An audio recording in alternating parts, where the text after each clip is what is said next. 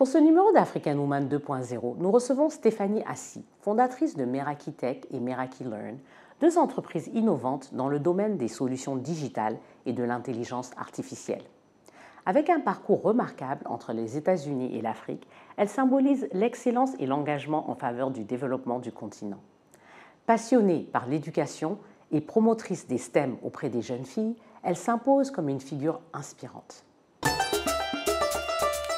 Africa Woman, Africa, Africa Woman 2.0, Africa Woman, Africa, Africa Woman 2.0.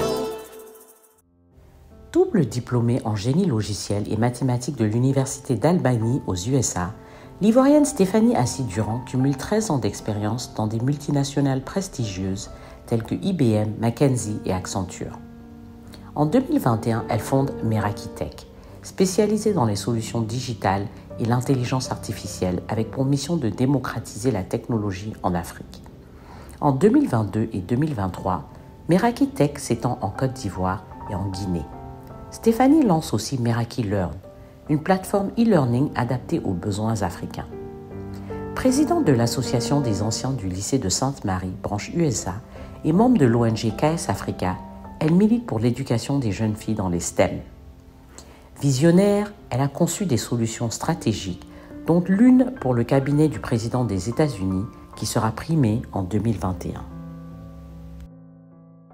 Bonjour Stéphanie. Bonjour Aïssata. Bienvenue sur le plateau d'African Woman 2.0. Merci pour l'invitation, c'est un honneur pour moi. Merci, merci. Nous sommes heureux aussi de te recevoir.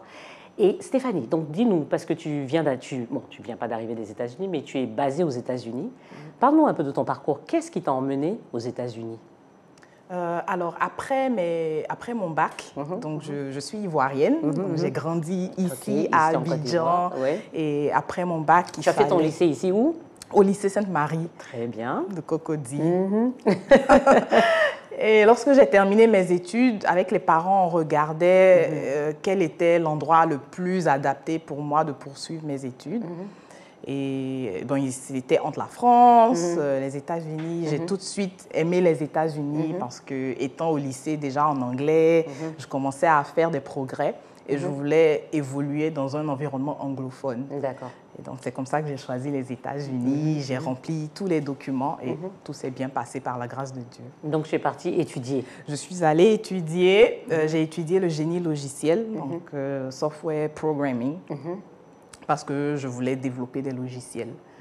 Et lorsque j'ai fini, avant même la remise des diplômes, j'ai eu une offre de IBM pour être junior developer.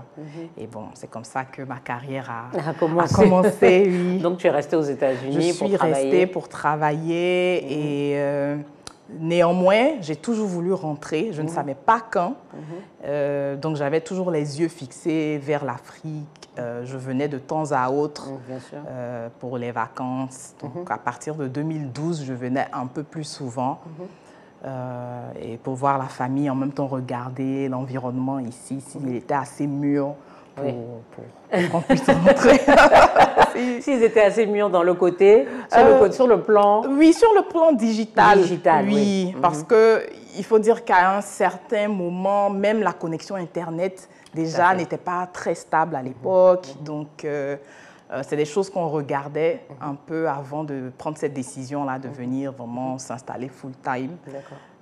Et à partir de 2018-2019, j'ai vu vraiment qu'il y avait un boom sur l'aspect digitalisation. Les gens en parlaient de plus en plus, donc j'ai trouvé que c'était le bon moment pour moi de venir faire quelque chose. Oui, très bien.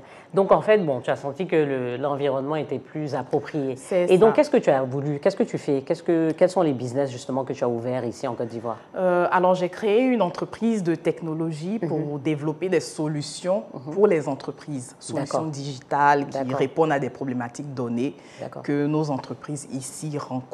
D'accord. Donc, donne-nous un exemple, en fait, pour bien comprendre. Un exemple, par exemple, dans le système bancaire, il y a avec l'intelligence artificielle, on a développé un système qui surveille les transactions. Et lorsqu'il y a des anomalies, qui envoient des alertes aux administrateurs. D'accord. Mais ça ne rentre pas un peu dans le cadre de cybersécurité? Si, c'est l'une de nos prestations aussi. D'accord, donc c'est un peu aussi la cybersécurité. Donc mon entreprise Meraki Tech, on se veut panafricain, mais on a une vision vraiment globale. Donc on fait du développement de logiciels, de la cybersécurité. On a des produits maison qu'on a développés aussi dans certains secteurs qui apportent des solutions donc dans l'éducation, dans la santé. Donc, on est un peu le Google de l'Afrique. Très bien. Comme je le dis. Mais toi, tu n'es pas là physiquement. Mais comment tu fais cette gestion d'être là-bas et d'être ici? Explique-nous. Donc, j'ai mis en place une équipe qui est là. Donc, il y a une équipe dirigeante qui suit toutes les activités, toutes les opérations. Et ce que je fais, moi, j'apporte des partenaires. D'accord, ok. Qu'on trouve aux États-Unis, qui ont besoin de nos prestations. Donc, aux États-Unis, ce qu'on fait, c'est un modèle offshore. Donc, on a des contrats avec des entreprises américaines qui sont exécutés par nos équipes ici en Côte d'Ivoire. Ah, d'accord, ok. Et pourquoi ça marche bien, en fait? Ça marche bien parce que déjà, l'une de mes premiers objectifs, c'était de pouvoir faire valoir nos talents. Parce qu'on sait très bien que le monde entier se tourne vers l'Ukraine, l'Inde, le Pakistan pour tout ce qui est développement technologique. Tout à fait. Et pourquoi pas l'Afrique? On a beaucoup de jeunes talentueux, donc je voulais vraiment faire valoir ces talents-là. Et puis, bon, il y a l'aspect coût aussi, comparé aux ressources que ces entreprises pourraient contracter aux États-Unis. Donc, en se tournant vers l'Afrique, ils bénéficient de ces talents à de moindres coûts.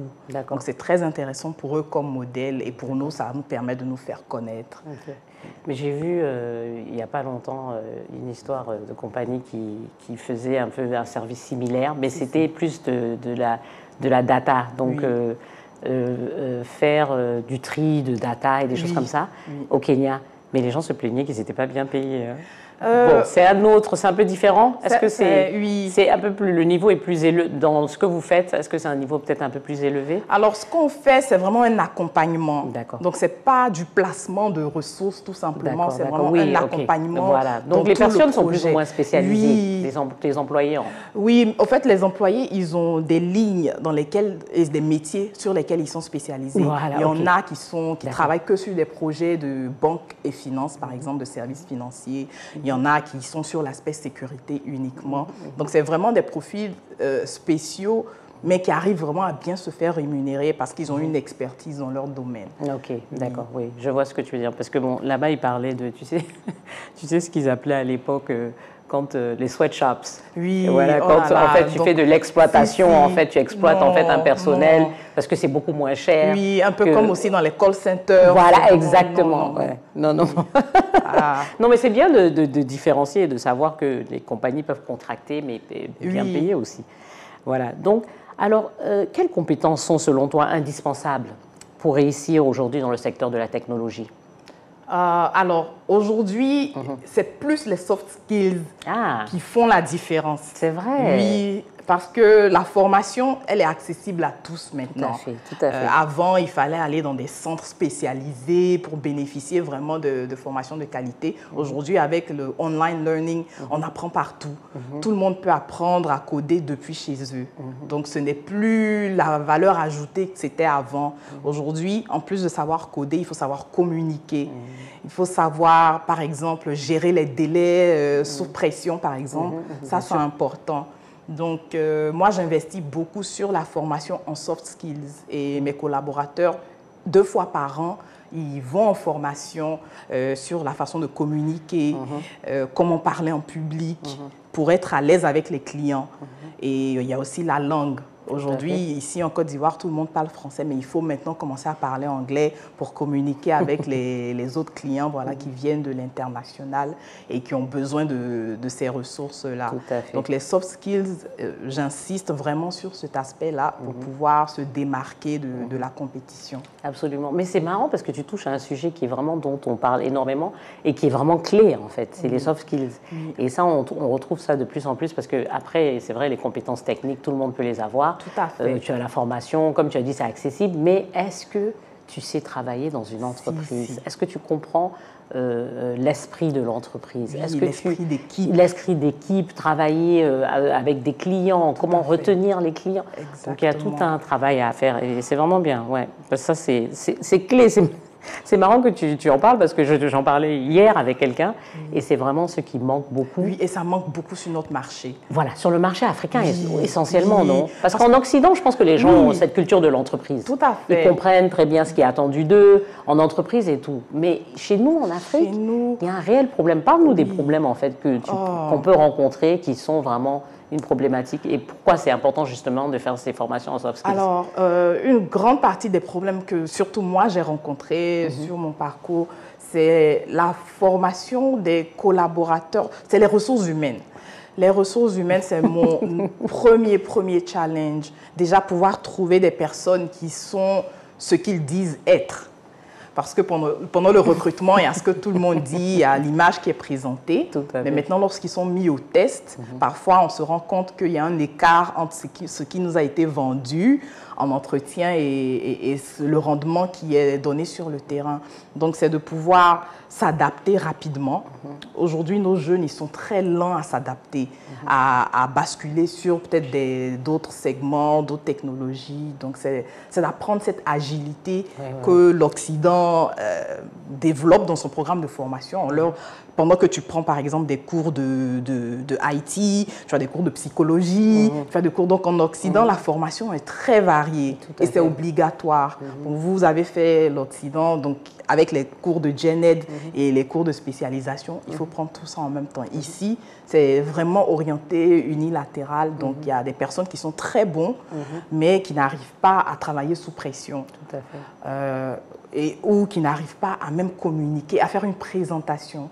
Aujourd'hui, il faut démontrer son travail. Nous, dans notre processus de travail, on a beaucoup de démos qu'on fait aux clients à distance ou bien en présentiel. Et ces démos-là, je demande à ce que tout le monde soit capable de montrer le travail qui a été réalisé, d'avoir le vocabulaire que le client peut comprendre. Pas être trop technique, mais pouvoir aussi expliquer à quelqu'un qui est non technique tout ce que vous avez réalisé comme travail. Donc, c'est important vraiment d'avoir un équilibre dans la formation qui est donnée à nos jeunes et de s'auto-documenter aussi. C'est vrai, il y a ce qu'on apprend à l'école, mais il va falloir aussi ajouter un plus, aller chercher. Donc moi, à l'époque, quand j'étais encore très jeune, je passais beaucoup de temps sur YouTube à apprendre public speaking, à apprendre des choses qui n'ont rien à voir avec ce que je faisais, mais c'est pour mon bien-être, c'est pour mon épanouissement professionnel. Donc il faut que nos jeunes aussi puissent toucher et aller chercher des choses qui vont ajouter de la valeur à leurs compétences. Mais pourtant, les jeunes, ils sont collés à leur téléphone. Collés à leur téléphone. Et tu vas me dire qu'ils n'ont toujours pas ce qu'il faut. En fait, bon, c'est un paradoxe. Oui. Puisqu'ils sont très forts dans tout ce qui est, bien sûr, technologie, smartphone, tout le monde connaît les réseaux sociaux aujourd'hui, tous les jeunes en tout cas. Oui. Tu prends un jeune, je ne sais pas si tu vas trouver un jeune qui a de 18 même jusqu'à 25 ans, ils sont tous, ils connaissent tous, ils maîtrisent tous. Donc, mais pourquoi justement donc ce problème ? C'est d'autres types de skills en fait qu'on attend d'eux en fait. Oui, c'est ça. Parce que tout ça c'est des distractions. Alors ils sont très forts en distraction. Et aujourd'hui il y a tellement de réseaux. Oui, bien sûr. Mais c'est de pouvoir vraiment avoir une feuille de route pour dire ok, aujourd'hui je veux m'améliorer en gestion de projet. Certes, je vais passer du temps sur les réseaux à m'amuser, mais il me faut aussi peut-être 3 heures le week-end où je m'assois, où je lis, où j'apprends sur cette feuille-là. Et c'est cette vision que je trouve qu'aujourd'hui qui manque à nos petits frères, nos petites sœurs, c'est d'avoir une vision pour eux-mêmes, ce qu'ils veulent devenir demain. Il y a ce qu'on veut étudier à l'école, peut-être il y a ce qu'on veut, la ligne dans laquelle on veut travailler, mais il faut voir au-delà. Ok, quand je vais entrer dans ce domaine-là, qu'est-ce que je veux devenir après? Est-ce que je veux être directeur un jour? Est-ce que je veux avoir ma propre boîte un jour? Donc ça oriente un peu leur attention vers le contenu qu'ils doivent consommer. Tout à fait, tout à fait. Et toi, en tant que femme dans ce milieu digital, bon, on trouve beaucoup de femmes aussi, je pense, en Occident, en tout cas dans le digital. Ici en Afrique, Comment ramener plus de filles dans les STEM? Parce que ça, c'est quelque chose qui t'intéresse et sur lequel tu travailles, je pense aussi. Et c'est quelque chose qui me passionne énormément. Parce que moi, j'étais l'une des rares personnes de ma promotion qui aimait vraiment, mais vraiment, tout ce qui était IT. J'aimais bricoler. Et je trouve qu'on se dit que ce sont des choses qui sont réservées aux hommes. Donc, je fais beaucoup de sensibilisation autour de ça pour montrer qu'on peut être une femme et être très compétente dans ce domaine-là et avoir de la place. Il faut qu'on puisse occuper un peu plus de place parce que c'est important, même dans les prises de décision, c'est important d'avoir une autre perspective. Et nous apportons ce côté soft, intuition dans le domaine de la technologie. Donc, c'est beaucoup de cours, de formation toujours. J'ai bien aimé, tu as dit intuition, les femmes, c'est vrai, beaucoup d'intuition, c'est vrai. Oui. Et c'est beaucoup. Donc, on va de temps en temps dans les écoles. On a des initiatives où on prend une journée carrière ou une journée porte ouverte. Donc, on va vraiment pour parler aux jeunes filles et pour leur montrer que les sciences, c'est aussi pour nous. Voilà. Et parfois, il y a un stéréotype qui dit les femmes qui étudient trop les sciences, elles ne sont pas belles, elles ne sont pas chic. Donc, on essaie de casser... C'est pas le cas. C'est pas le cas. On essaie de casser cette image-là, oui. Et on peut avoir des enfants, on peut être accompli aussi au niveau familial, tout en restant scientifique, voilà, carré. Donc l'image trop carrée, là, c'est des choses qu'on essaie vraiment de casser. C'est vrai, c'est vrai. Parce que bon, mais je pense que c'est un stéréotype aussi d'avant. Tu sais, les femmes, à l'époque, il y avait très peu de femmes dans les mathématiques et tout ça, dans les domaines. Donc tu vois qu'à l'époque, c'était toujours des femmes austères, qui n'ont pas le temps pour prendre soin d'elles. Voilà, qui étaient vraiment voilà, des mathématiciennes, des matheuses. Bon, mais aujourd'hui, ça a changé. Beaucoup changé. Ça a changé. Et je pense qu'il y a pas mal de femmes aussi qui s'engagent un peu dans ce domaine. Beaucoup, surtout à l'étranger, mais en Afrique, j'en vois de plus en plus. Et j'aime. Et il y a des programmes aussi maintenant aussi en Afrique. Il y a des programmes, il y a Digifam, il y a beaucoup de programmes maintenant. Et il faut encourager nos sœurs à faire partie de ces programmes-là. Parce qu'en voyant leurs aînés qui s'en sortent plutôt bien, ça donne envie de se lancer dedans. Tout à fait, d'accord. Donc, quel conseil donnerais-tu aux jeunes qui ambitionnent une carrière internationale dans le domaine technologique? Mais là, tu parles à la caméra, hein, moi, puisque tu donnes un conseil à des jeunes, justement, qui voudraient avoir une carrière technologie à l'international. Parce qu'il y a beaucoup de domaines aussi. Et je pense que ça, tu peux en parler aussi. Et ce sont les métiers de l'avenir, surtout. Oui. Alors, quand on parle de technologie, c'est hyper vaste. On a parlé de cybersécurité tout à l'heure. Il y a la gestion de projets qui est aussi dans le domaine de la tech. Il y a les produits. Aujourd'hui, on en voit beaucoup des travaux de product development qui ne sont pas des métiers de coding, mais qui sont des métiers de la technologie. Donc déjà, il faut se renseigner sur quelle ligne emprunter lorsqu'on veut entrer dans la technologie. Aujourd'hui, il y a aussi l'intelligence artificielle. Alors là, c'est toute une autre vague de métiers qui entrent dans l'intelligence artificielle, qui entrent dans la data. Mais tout commence par la volonté de oser, de se dire, oui, c'est vrai, je suis en Afrique, je veux m'orienter vers l'Occident, je veux améliorer mes compétences en technologie. Donc, recherchez déjà les écoles, les établissements qui offrent le programme dans lequel vous voulez vous inscrire. Parce qu'il faut dire qu'aux États-Unis, par exemple, il y a énormément d'écoles, de grandes écoles d'université. Donc, faire une sélection. Et il y a l'ambassade des États-Unis ici en Côte d'Ivoire qui est très, très, très active sur ces sujets-là, qui accompagne tous ceux qui vont vraiment demander des informations. Donc, aller à l'information d'abord. Ensuite, une fois que toutes les procédures sont accomplies, c'est de maintenant se concentrer vraiment à trouver un mentor qui peut vous accompagner, qui peut vous orienter aussi sur certains choix. Parce que lorsqu'on arrive, c'est difficile de se laisser distraire par autre chose. C'est vrai que depuis ici, on a ce qu'on veut faire et quand on arrive, il y a tellement de distractions. C'est facile de sortir de sa ligne directrice. Donc, s'orienter, s'entourer de personnes qui peuvent nous encadrer, vous encadrer dans votre démarche. et puis continuer. Il n'y a pas de mur de verre. Il faut s'enlever des blocages. Il faut arrêter de penser qu'on ne va pas être sélectionné, qu'on peut-être on est noir, on est une minorité. Il faut arrêter tous les blocages et vraiment se lancer et croire en soi. Le doute tue. Hein. Le doute tue l'innovation, le doute tue la vocation. Donc, il y a forcément des pensées qui peuvent arriver, mais c'est de rester vraiment fidèle à sa vision et aller jusqu'au bout. Tout à fait. En fait, c'est ça. Je pense que tu as vraiment tout dit.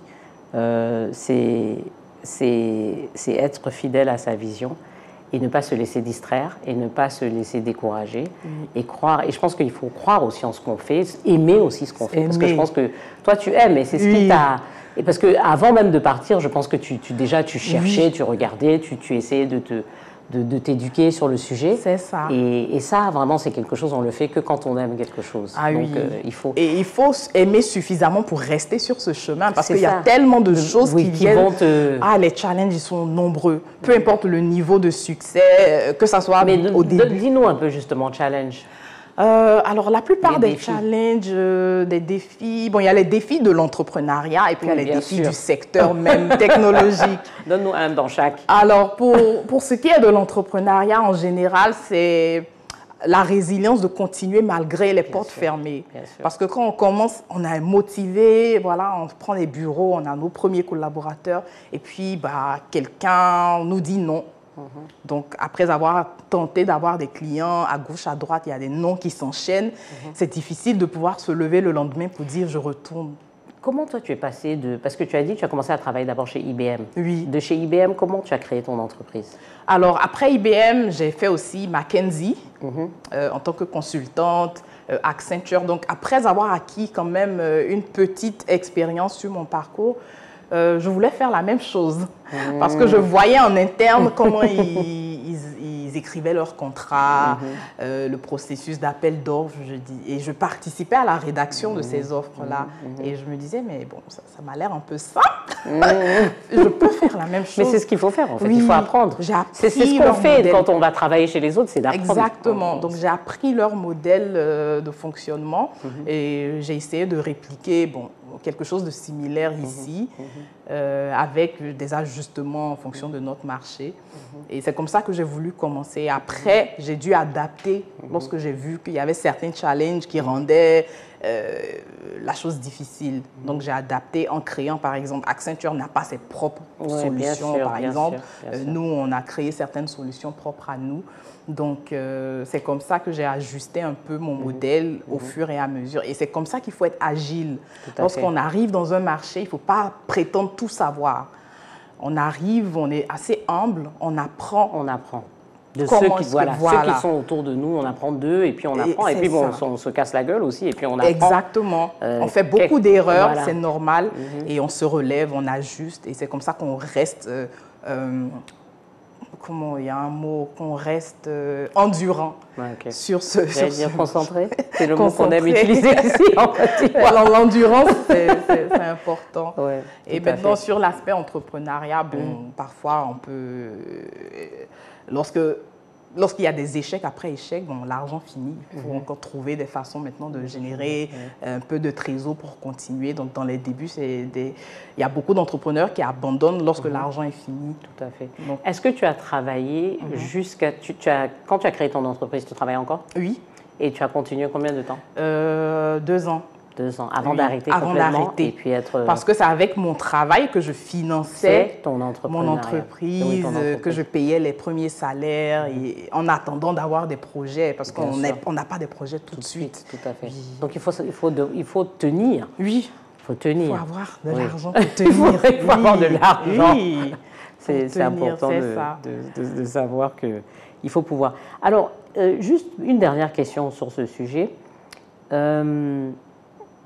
Comment les systèmes éducatifs africains peuvent-ils encourager les jeunes à s'orienter vers les STEM? Parce que, je sais qu'en Occident, ils le font déjà assez bien. Ici, ou en Afrique, en général, pas juste en Côte d'Ivoire. Oui. Qu'est-ce que tu dirais en termes dans le curriculum? Comment pousser? Parce que je pense qu'on ne fait pas assez ça. On ne fait pas assez. Toi, par exemple, ayant été À ton école ici? À Sainte-Marie. À Sainte-Marie, oui. voilà. Quand tu as été à Sainte-Marie, est-ce que tu sais quelque chose? Alors, Bon, à c'est aussi une Sainte-Marie, école quelque d'excellence. chose Donc, que j'ai beaucoup aimé, c'est qu'on avait des jours de pratique. Par exemple, en chimie, on avait un laboratoire. En mathématiques, parfois, on faisait des projets où il fallait monter des choses. Donc, j'aimais cette façon de toucher à la théorie, maintenant avoir un cas pratique. Oui. Et c'est quelque chose que moi, je trouvais passionnant de pouvoir voilà, avoir la petite bouteille, mettre de bleu, de bromotimol, la couleur du liquide change. Donc, c'est des choses qui, tout de suite, ça me dit, ah, mais tiens, ça, moi, j'ai envie de devenir chimiste, par exemple. J'ai envie de faire des crèmes, des produits de beauté, des savons. Donc, je pense que en incorporant un peu de pratique, mais aussi en éduquant sur les métiers des STEM. Parce que parfois, on se dit que quand on parle de STEM, on pense toujours aux maths, aux physiques, biologie, alors qu'il y en a d'autres. Tout à fait. La mécanique, c'est des STEM. Et quand on parle de mécanique, on pense tout de suite aux mécaniciens qui réparent les voitures. Qui n'est pas trop propre. Voilà, donc c'est un plein peu... de cambouis. C'est beaucoup d'efforts pour changer un peu certains stéréotypes et puis d'avoir peut-être des heures dans la semaine où les experts de ces métiers-là peuvent venir parler aux élèves. Ça, pour moi, c'est très important. Parce que c'est parler des nouveaux métiers aussi. Parce que dans les STEM, il y a beaucoup de nouveaux métiers. Il y a beaucoup de nouveaux métiers. Surtout quand tu regardes AI, l'intelligence artificielle. Tout à fait. Quand tu regardes comment la technologie avance vite. Je pense que demain, tous les métiers seront techniques. Il y aura une orientation technique, forcément. On voit que la médecine, maintenant, en télémédecine, avec Covid, on a vu que tout a été pratiquement... Tout a été changé. Et je ne sais pas comment dire, mais technologisé, enfin, en quelque sorte, puisque tout est devenu... pour le supermarché, tu commandes en ligne, pour les paiements. Donc, en fait, quelque part, demain... On sera dans un monde pratiquement digitalisé, donc il faut quand même avoir un minimum de connaissances si on ne se met pas dans ce domaine d'ailleurs à plein temps. Et je conseille aussi des sorties d'immersion, c'est-à-dire envoyer les enfants aller voir ce que, par exemple, un expert en IA, qu'est-ce qu'il fait dans la journée au travail, sur quoi il travaille. Donc ces sorties d'immersion-là, aux États-Unis, il y a des field trips. Oui. Les enfants, nos enfants, ils vont toujours, à une période donnée, voir les musées. Il y a un musée de l'aviation où les enfants aiment voir et ça leur donne envie de devenir pilote. Donc, il faut avoir ces petites sorties d'immersion vers ces métiers pour voir concrètement, quand on parle d'un expert en cybersécurité, qu'est-ce que ça veut dire? Donc, en allant dans son bureau, on voit les serveurs, on voit tout ça. Et bon, les enfants, leurs yeux, ils brillent. Tout de suite, ça donne envie. Donc ça aussi, c'est quelque chose que j'aimerais encourager davantage. Très bien. Et puis, tu as cassé les stéréotypes en nous montrant qu'on peut être belle, jeune, intelligente et être dans les STEM et travailler dans l'IA. Donc voilà, très bien. Merci. Et tu es mariée aussi? Oui. Et justement, donc, tu gères un foyer aussi? Oui. Donc, avec une carrière, avec l'entrepreneuriat, tout ce que tu fais. Et tu arrives à gérer, ça va? Et c'est possible. Oui, c'est pas parfait, mais ça, ça ne sera jamais parfait. Mais qui est parfait, s'il te plaît? Qui est parfait? Nul n'est parfait. Tout à fait. Donc, on n'attend pas la perfection. Mais on sait qu'il faut On savoir s'améliore petit à petit, on apprend de ses erreurs et c'est ça l'être humain. Oui, c'est ça. Mais tu arrives à gérer? Oui, oui. Ok, dis-nous un peu comment tu arrives à gérer. Parce que tu es là-bas, ici. Oui, comment tu arrives à gérer? Donc je fais beaucoup de déplacements, mais bon, mon mari, il me soutient 100%. Oui, ça c'est important. Donc il m'aide énormément dans tout ce que je fais. Il me dit vas-y, vas-y. Donc ça facilite un petit peu. Ça fait que je me sens moins coupable aussi à être parfois hors de la maison. Donc ce soutien-là, il est très important. Et puis bon, pour le reste, avec des assistantes, donc ça va, j'arrive quand même à savoir tout ce qui se passe. Tu t'organises en fait. Oui, c'est une organisation. Une organisation. Et avec la technologie, on se parle tous les jours, on se voit tous les jours. Donc, ça a vraiment changé les choses. Oui. Ça a vraiment changé les choses. En tout cas, vraiment, merci Stéphanie. Merci Félicitations pour tout ce que tu fais. Et vraiment, je t'encourage à continuer à travailler en Afrique et à vraiment encourager. Et vraiment, ces sorties que tu fais, que les enfants font aux États-Unis, vraiment encourager ici je ne sais pas, à le faire, hein. Oui. Avec ta société, vraiment, à travers mais les on écoles. y travaille. Voilà, avec les écoles et tout ça, travaille, public oui. aussi, hein, pas seulement privé. Oui. Alors, on passe au petit cadeau. Donc, petit cadeau, c'est... on offre à nos entrepreneurs, bien sûr, j'ai dit à nos entrepreneurs, on offre à nos invités un cadeau d'entrepreneur africain. C'est trop généreux. C'est trop généreux. Donc là, c'est une dame qui fabrique, en fait, c'est de l'alcool. Hein. Wow. Héritage, tu peux regarder, c'est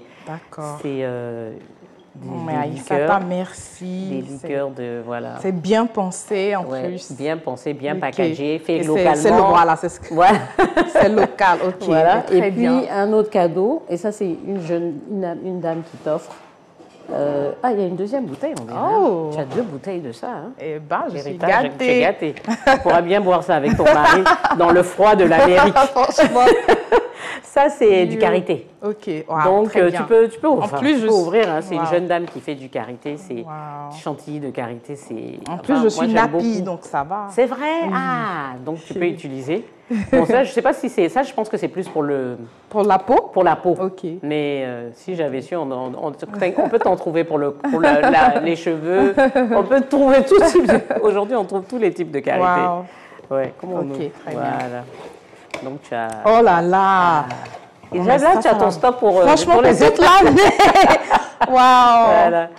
C'est magnifique. Ah, ça, c'est des scrubs. Oui. Sugar oh, ball ça scrubs. sent trop bon. Ah, oh là là. J'adore. Merci, merci. Je t'en prie. Je prendrai soin de leur laisser un message pour leur dire merci. Ok. Tu vois, tu pourras faire tes bains là-bas. Franchement, merci Aïssata. Je t'en prie. C'est vraiment gentil. Donc, en fait, la marque, c'est You Cosmetics. Ah, très voilà, bien. You Cosmetics. En plus, je vois notre drapeau de la Côte d'Ivoire. Tu vois, fait localement. C'est fait local. Voilà. C'est une jeune dame aussi qui fait des produits naturels. Vraiment, maintenant, on n'a plus besoin d'acheter quelque chose de l'extérieur. On trouve tout ici. Waouh, c'est gentil. Voilà. Merci à toi, Stéphanie. Merci. C'était vraiment un plaisir d'être là. Merci beaucoup. Merci à tous et à toutes. À très bientôt pour la prochaine émission d'African Woman 2.0. Et avant de nous quitter, n'oubliez pas de vous abonner à la chaîne YouTube de Afrique Femme. Merci et à très bientôt. Africa.